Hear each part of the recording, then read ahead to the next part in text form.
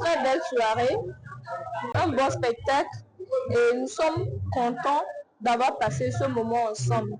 Nous sommes très joyeux et il y avait les passages des humoristes.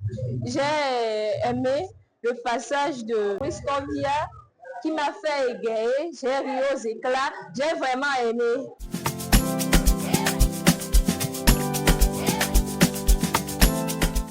D'abord, disons merci à Dieu pour cette soirée. Merci aux organisateurs, merci à vous, les journalistes qui ont permis que la soirée soit belle. Et les humoristes ont fait leur tour sur le podium. Ils nous ont donné de la joie au cœur. On a oublié nos stress de la fin d'année. Mais ce soir, à cause des humoristes, nous avons bien rire. On a senti rien que de la joie. Ce qui nous a encore donné plus de joie qu'il y a la présence des grandes personnalités, des autorités. C'est une très belle soirée. On nous a servi un très beau spectacle. Je ne m'attendais pas, surtout que c'est du gratis. Ça a été à la hauteur. Un sincère merci, des félicitations à l'équipe d'organisation. C'était vraiment top. J'ai beaucoup ri, j'ai beaucoup rigolé au cours de la soirée avec surtout l'humoriste brave et modeste.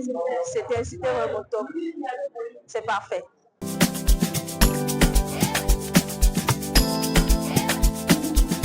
Nous avons réfléchi parce que à un moment, nous avons constaté qu'il y avait un vide humoristique en termes de spectacle de fin d'année dans notre pays. Et nous nous sommes dit qu'il est bien que, voilà, comme le veut le président du conseil, que les jeunes humoristes puissent se regrouper et donner un spectacle collectif.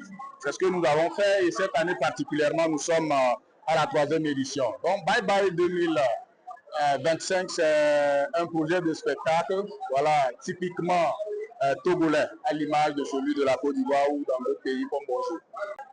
Nous sommes satisfaits ce soir. On aurait voulu faire plus grand que ça. Vous avez vu, ceux qui étaient dehors étaient pratiquement la moitié de ce que nous avons dans la salle. Et donc, tel que je le dis, on aurait souhaité avoir une très grande salle pour permettre au public d'être assez grand. Mais avec les moyens de bord que nous avons pu mobiliser, nous avons fait ce spectacle. Et la 3e édition, je crois qu'elle est encore très mieux par rapport à la première et à la 2e édition. Dans toute activité, on souhaite grandir, évoluer. C'est de voir ce spectacle grandir au jour le jour, je vais dire année en année. Si le spectacle 2026 trouve un cadre plus large que ceci, ça va nous intéresser. Et si on trouve également de bons partenaires qui ne vont pas hésiter à nous soutenir, ça nous fera énormément plaisir. De toute façon, le talent, il est là. Les humoristes togolais travaillent ardemment sur leur talent.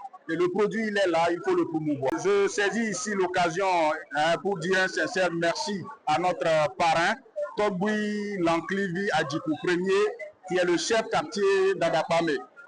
C'est un monsieur qui œuvre beaucoup dans la promotion de la jeunesse. Et lorsque nous sommes allés vers lui, il n'a pas hésité à nous apporter ses conseils et son petit soutien. Ce sont ces conseils qu'il nous a prodigués, que nous avons mis en œuvre et finalement on se retrouve en cette soirée du 2 janvier 2026 avec joie parce que ça a été bon.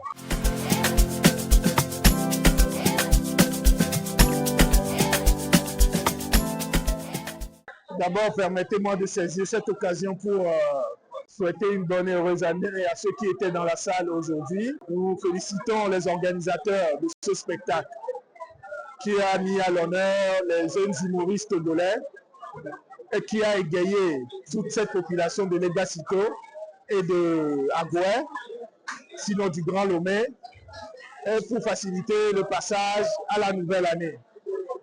Cela s'inscrit naturellement dans la politique de paix et de cohésion de son Excellence, Monsieur le Président du Conseil, qui ne cesse de prôner ce vivre ensemble et cette inclusion. Et l'humour est un outil essentiel pour embrasser les uns et les autres et pour créer une ambiance favorable à la paix et à la cohésion nationale.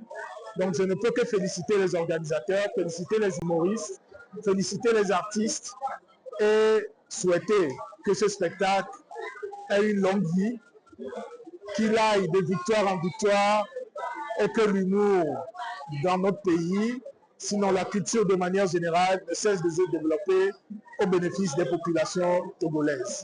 Les jeunes, le message que nous leur avons passé, c'est le message de résilience et d'engagement. Il faut continuer à s'engager, il faut continuer à être résilient.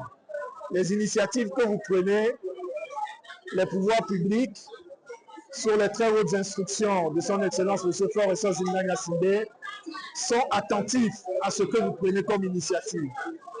Et n'attendez pas que ce soit les pouvoirs publics qui viennent vous souffler une initiative. Engagez-vous et vous verrez le soutien des pouvoirs publics derrière vous pour la transformation profonde de notre pays.